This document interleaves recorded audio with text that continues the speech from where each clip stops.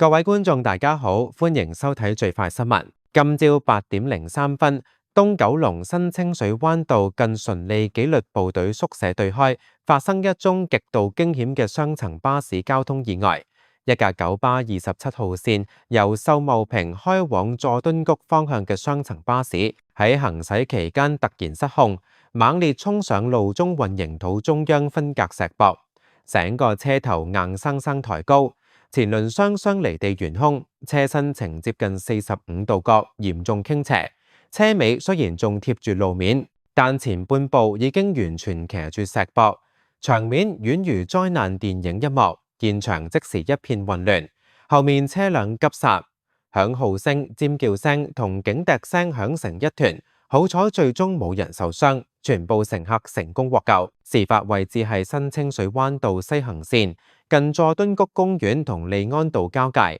呢段路係綠線雙向行車，中央隔離石壆高度大約50公分，平日用嚟防止車輛越線撞向對面線。根據多位目擊者描述，當時巴士以正常車速行駛，前面冇明顯障礙，後面車輛都保持安全距離。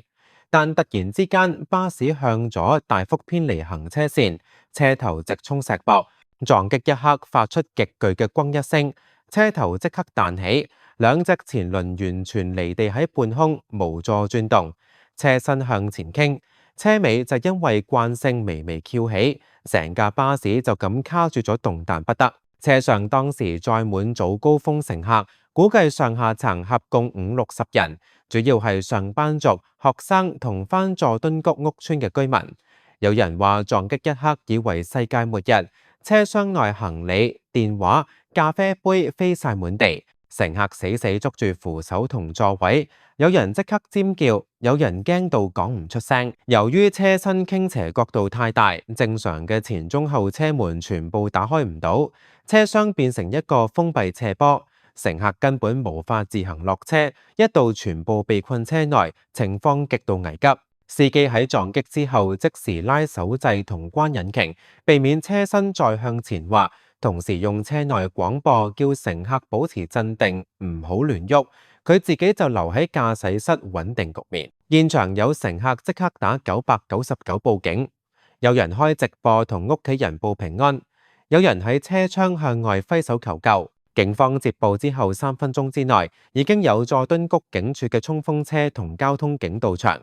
5分鐘之內，救護車同消防車都陸續趕到，警員即刻封鎖西行、全線同東行內側線，拉起橙色封鎖帶，防止其他車輛闖入。救援行動有條不紊進行，救護員同消防員帶備梯級、安全繩同擔架，先從車尾緊急出口打開一道縫，協助下層乘客一個一個爬出嚟，之後再用長梯接駁上層車窗，讓上層乘客逐一落梯，成個過程大約用咗25分鐘，所有乘客都安全落地面。有人雙腳軟到行唔到路，要由救護員看扶；有人落車後即刻坐低喊；有人攬住朋友驚魂未定。醫護人員喺路邊即刻為每位乘客量血壓、檢查四肢，確認冇人骨折，冇人撞傷頭部。只有幾位長者同小朋友有輕微擦傷同驚嚇反應，全部拒絕送院。九巴後援隊同控制中心同時啟動緊急應變，迅速派出2架後備27號線同93K 線，將全部乘客分批接走，免費繼續行程。現場仲派樽裝水同紙巾俾乘客，表現相當專業。運輸署喺8:15發出緊急交通公告。新清水灣道來回方向近利安道一段，即時封閉最少2條行車線，只餘1條慢線同最外側線勉強通行，現場即刻大塞車。西行車龍由佐敦谷公園一直排到秀茂坪警署，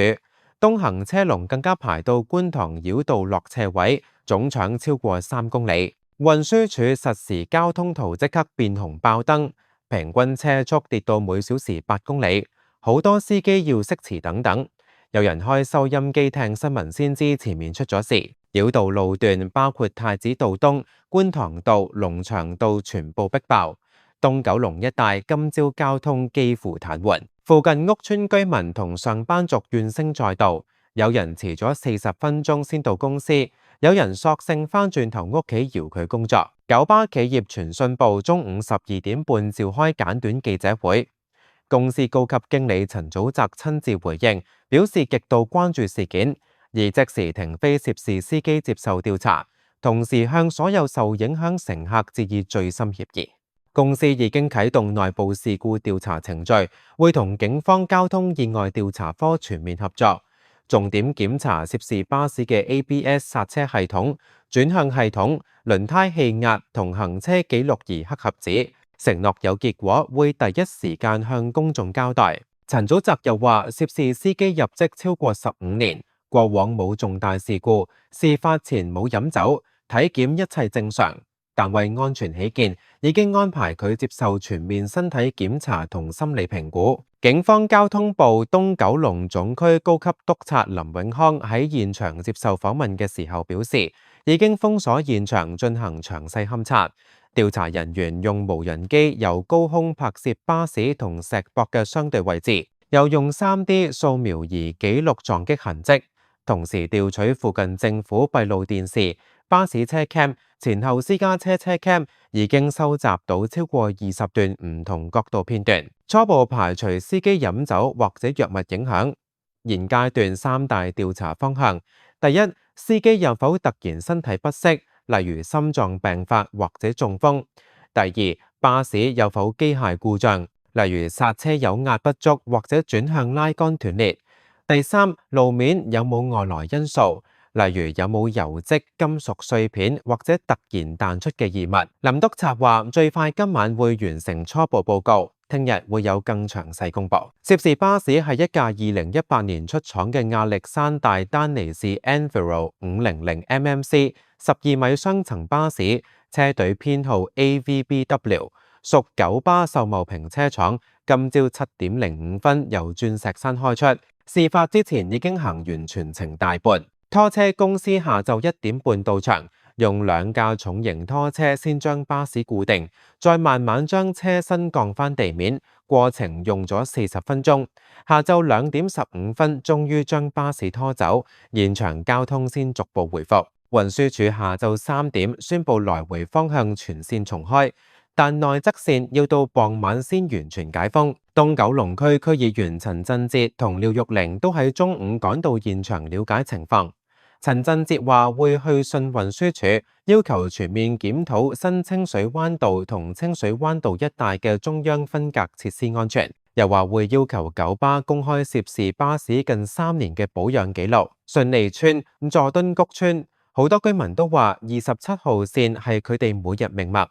今次事件雖然冇人傷，但都好驚，擔心日後仲有冇類似情況發生。此外，有記者下晝4點再到現場，見到路面雖然已經清晒，但石壆上面仍然留低清晰嘅車頭撞擊痕跡同黑色剎車印。運輸署工程人員正喺度檢查石壆有冇結構損壞。附近茶餐廳老闆話，今朝8點幾見到成架巴士飛起，即刻同伙計衝出街望。話幾十年喺度做生意都未見過咁誇張嘅場面，雖然冇人傷亡已經係最大幸運，但亦都敲響咗公共交通安全嘅警鐘。巴士作為香港人最主要嘅交通工具，每日載客超過400萬人次，任何一宗意外都影響深遠。希望警方同九巴盡快查明真相，公開所有細節，俾市民一個交代。同時亦都係時候全面檢討高風險路段嘅安全設施，唔好再等下一次先至補救。最快新聞會繼續緊貼事件發展，一旦有調查報告或者九巴最新回應，我哋會即刻帶俾大家。喺呢度都要提醒所有司機朋友，無論開巴士定私家車，行車一定要集中精神，保持安全距離。乘客就記得扣好安全帶，有咩異常即刻通知司機。交通安全冇小事，靠大家一齊守護。以上就係新清水灣道九巴失控衝上石壆，全日跟進報導。多謝收睇最快新聞，我哋下一則新聞再見。